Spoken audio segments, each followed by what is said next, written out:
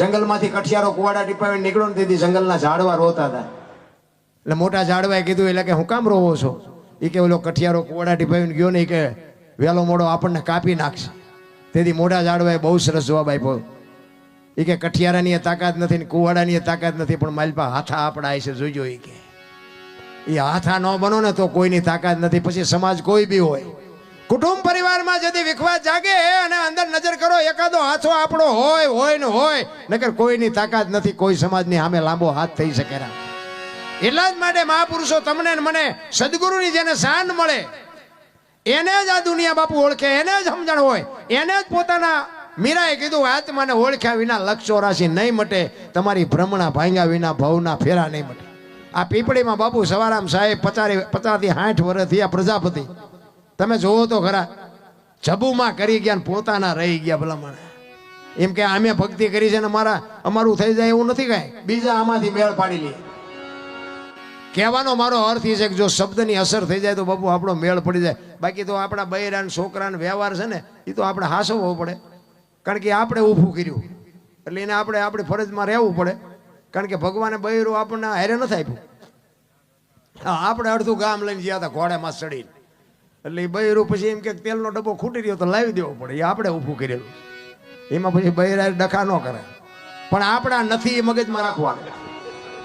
એટલા જ માટે બાપુ સદગુરુ મહારાજની જો શાન મળી જાય તો જ મજા છે. એટલે સવારામ બાપા બાપુ એક એની વાણીમાં કહે છે, જોકે હું વાંહે બેઠો એટલે મારે તો તમને અહીંથી હલવા નથી દેવા, અને હજી ઘણી બધી વાતો કરી છે. જોકે મારે આ છઠ્ઠી રાત છે પણ હિલોલો જ કરવો છે, એટલે દોણામ જાય છે. એટલે સવારામ બાપાએ બાપુ એના ગુરુ મહારાજની વાત કરી કે મારા ગુરુ મહારાજ મને ન મળ્યા હોત તો મારી શું દશા થાત. એટલા માટે વાણીમાં કહે છે સદગુરુ મહારાજને, જુગતી કરીને જોવા હાલી મારા સદગુરુએ બતાવી મને શાન. અમરનગરમાં આત્મ દેખ્યા, હું તો ભૂલી ગઈ તી દેહનું ભાન. અમરનગરમાં આત્મ દેખ્યા. બાપુ અમરનગર ક્યાં આવ્યું? જો આ બધી અમુક સંતોના શબ્દો છે ને, અલખ ને અજર અમર ને આ બધી છે ને, અમુક વાતો છે ને બાપુ ઘણી જગ્યાએ અમે સાધુ સંતો હોય ને તો મને તો આવી બધી અંદરથી પીડા જાગે કે આપણે એકલા બેઠા હોય ત્યારે પૂછાય. કારણ કે એમને ન આવડતું હોય તો એમની આબરૂ જાય, એટલે એકલા હોય ત્યારે પૂછાય. હજી કેટલાય ઠેકાણે જવાબ જ નથી મળ્યો.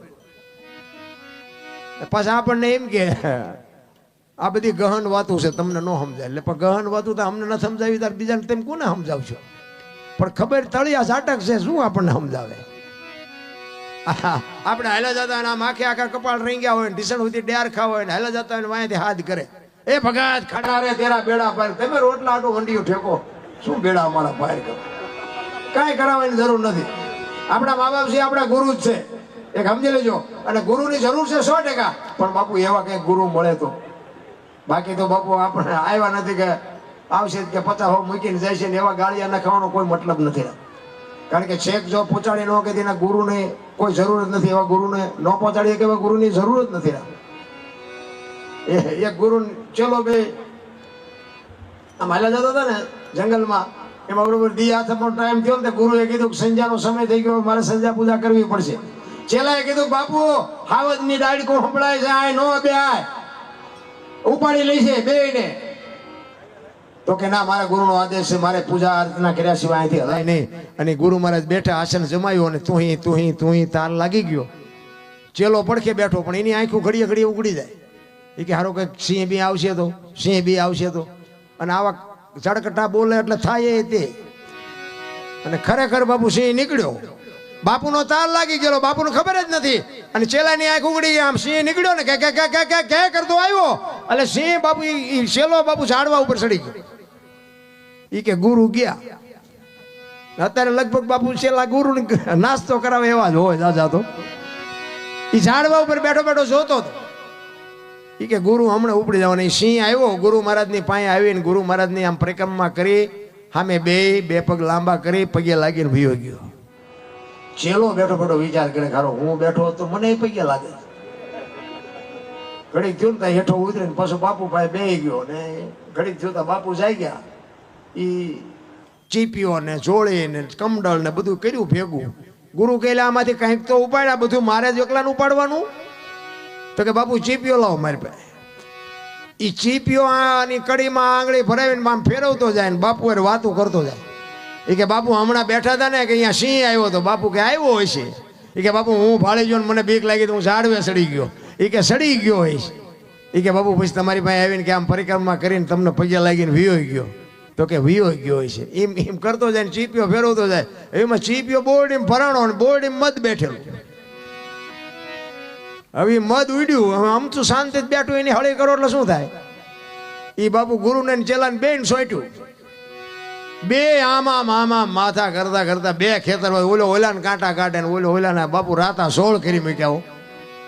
આઘા જઈને પછી ઓલો ચેલો બાપુને કે બાપુ એક વાત કહું. કે શું? એ કે બાપુ ઓલો સિંહ એવડો મોટો આવ્યો તો તમે હેલ્યા નહીં આવડી આવડી માયખુમાં કે ઠેકડા મારવા માંડ્યા. ગુરુ કે પણ સિંહ આવ્યો ને તારે મારી હારે અખિલ બ્રહ્માંડનો માલિક હતો ના માયખું આવ્યો તે કપાતર તું છો મારી હારે. તારા જેવો હોય અહીંયા ઠેકડા જ મારવાના હોય. એટલે સંગત કોક હારા નહીં કરાય. બાકી ઈ ગુરુમાં શું ને આપણે ચેલામાં શું લેવાનું? એટલે જ બાપુ કહે છે અમરનગરમાં આતમ દેખ્યા. અલગ કોને કહેવાય? અલખ ની કહે ને હે અલખ ધણી. અલખ કોને કહેવાય? લખી નો કહે ને અલખ કહેવાય. તો લખાય તો જો બોલાય તો લખાય ને લખાય તો દેખાય ને દેખાય તો વંચાય. આ એવી વાત છે નહીં. આ વાત છે ને બધી આખી છે પણ મને ડાયરો સારો છે એટલે વાત કરવાની મજા આવે.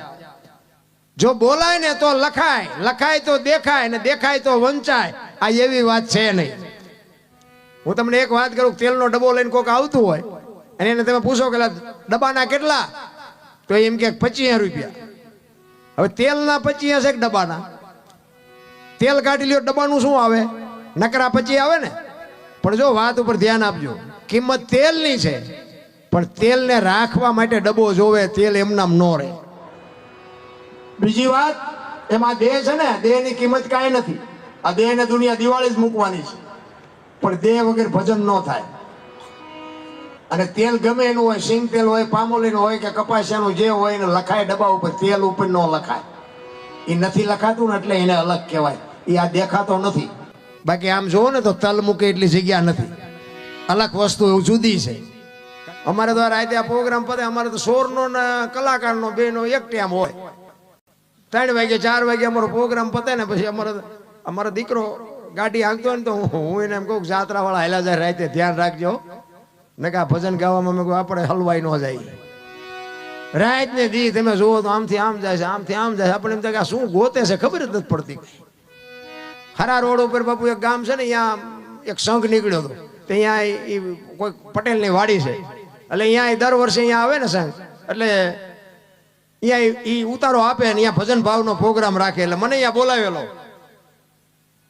તો 2 સંઘ ભેગા થઈ જાય. એક આમથી આવ્યો ને એક આમથી આવ્યો. ઓલા આવ્યા ને મેં કીધું ક્યાંથી આવ્યા? કે કચ્છમાં મોરાગઢથી. તમે કહો આમ ક્યાં જવું? કે ચોટીલા.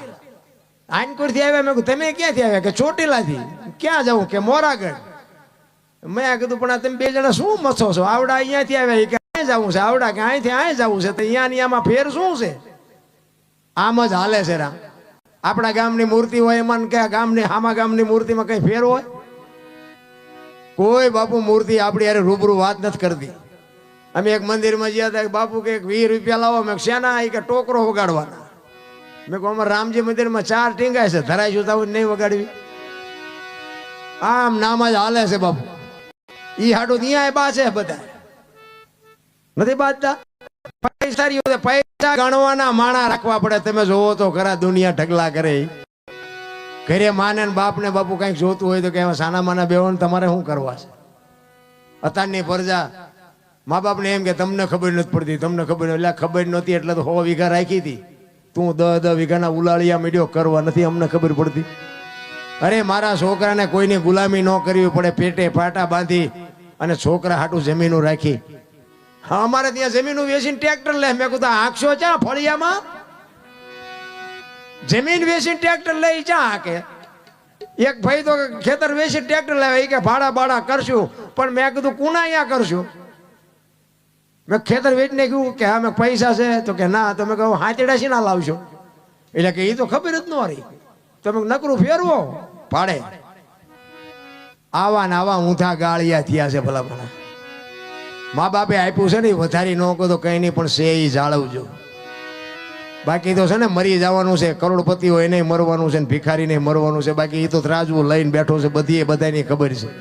આ તમે આવા ભગીરથ કાર્ય કરો છો ને એ ખબર છે, અને આમાં કોકના બૂસ મારો ને તો એ ખબર જ છે. બાકી કર્મની ગતિ છે ને મને બહુ ખબર નથી પડતી, પણ બધા કે કરમ આમ કરમ આમ કરમ આમ. હું એમ કહું કે આપણે રામ રામ રામ કરી છે, સીતાજી રામ ને પરણે આખી જિંદગી મારો દી ન હોઈ ગયો, શું કરમ હોય છે? આ ભક્તિ કરે એવડે દુખી છે, દુનિયાના બૂસ મારે એ સુખી છે, તો શું કરમ સમજવું? અખિલ બ્રહ્માંડ નો માલિક કૃષ્ણ પરમાત્મા આખું વિશ્વ જેને બનાવ્યું હોય એને ખબર ન હોય કે આ બેસ તો ભીલ મન બાણ મારશે ને ખબર ન હોય.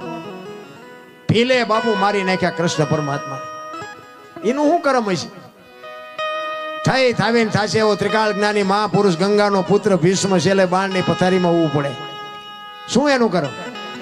અરે યમના દૂત જેનો જીવ લેવા આવે અને એને એમ કે 6 મહિના પછી આવજે, પોતાનું મોત રોકી શકે એવો સિદ્ધ પુરુષ, એને છેલ્લે બાણની પથારીમાં ઉવું પડ્યું. તો આપણે આપણો હિસાબ તો કંઈક મારવો જોઈએ ને.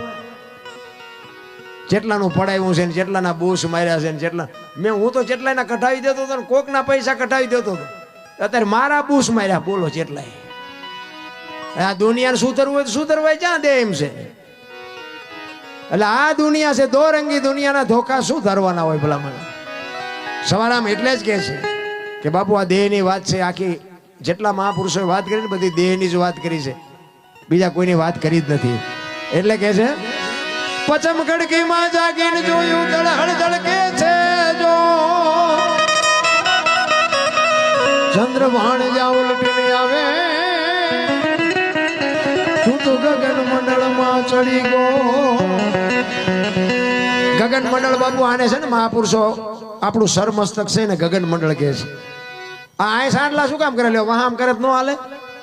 આ સાંડલા કપાળમાં કરવાનું ચાલુ કર્યું, કંઈક તો વિચાર કર્યો છે ને, તેથી આટલું વિજ્ઞાન નહોતું. હું તો એમ કહું ગાલે કરે તો હાલે, સાંડલા ગમ્યા ન હાલે આખા શરીરમાં. પણ આખું શરીરનું સબટેશન જ આય છે. આ શિવને જેમ ત્રિનેત્ર છે ને એમાં આપણું નેત્ર અહીંયા છે. આ આંખું બંધ થઈ જાય ને અંદરની આંખ જો ગુરુ મહારાજની કૃપાથી ઉઘડી જાય ને તો દુનિયામાં બાપુ કાંઈ ન કરવું પડે. ગોળ બંગાળનો રાજા ગોપીચંદ ને 92 લાખ માળવાનો ધણી ભરતરી બાપુ સાધુ બની જાય, એના નેત્ર ઉઘડી ગયા. આપણને હજી નક્કી જ નથી થતું. અને આ દુનિયા છે ને એ તો બાપુ લુગડા એક દી ઉતારી લેવાની છે. ગોપીચંદ ને ભરતરી 2 દીક્ષા લઈને નીકળ્યા ને પછી શમશાનમાં હૂતા હતા, પાણાના ઓશિકા કરી. 2-3 બેનું નીકળી હતી. એક બેને બીજી બેનને કીધું, એ કે ગોપીચંદ ને ભરતરી કે આવડા? તો કે હા. તો કે હે ને અમને બધું છૂટી ગયું, હજી પાણાના ઓશિકાની જરૂર તો પડે છે. ભરતરી ગોપીચંદ ને કે હવે 92 લાખ માળવો છોડ્યો કે આ પાણા નથી દુનિયાને ગમતા, કાઢી નાખ ને પાણાય દે. આ ઈ દુનિયા છે, પાણાય તમારી પાસે નો રહેવા દે. ઈ જગત છે. સદગુરુની જેના શબ્દ ઉપર ભરોસો હોય, જો વિશ્વાસ હોય એની વાત. એનો એક રામાયણનો દાખલો હનુમાનજીનો પ્રસંગ છે. એટલા માટે સબરી બાપુ ભીલની દીકરી અને માતંગ ઋષિ જેના ગુરુ મહારાજ, અને ગુરુ મહારાજ એમ કહે છે કે બેટા વેલો મોડો રામ આવશે, તું અહીં બેહી જા. અને ગુરુ મહારાજનું શરીર શાંત થઈ ગયું. સબરી એક જ શબ્દ પકડી, અને બાપુ કોઈ જ્ઞાન નથી, વેદનું શાસ્ત્રનું કોઈ ભજન નથી, એક જાનવર જેવું જીવન જીવે છે. પણ એક ગુરુ મહારાજનો શબ્દ પકડી અને બાપુ બેહી ગઈ. ગુરુ મહારાજનું શરીર શાંત થઈ ગયું. અને રોજ આંગણું વાળી સાફસૂફ કરી અને રાહ જોવે કે હમણાં આવશે, હમણાં આવશે, હમણાં આવશે. સાંજ પડે કે આજનો આવ્યો તો કઈ નહીં કાલે આવશે. બીજે દી એનો ઈ પ્રોગ્રામ, બીજે દી કે આજનો આવ્યો તો કઈ નહીં કાલે આવશે. એ ચાંદીના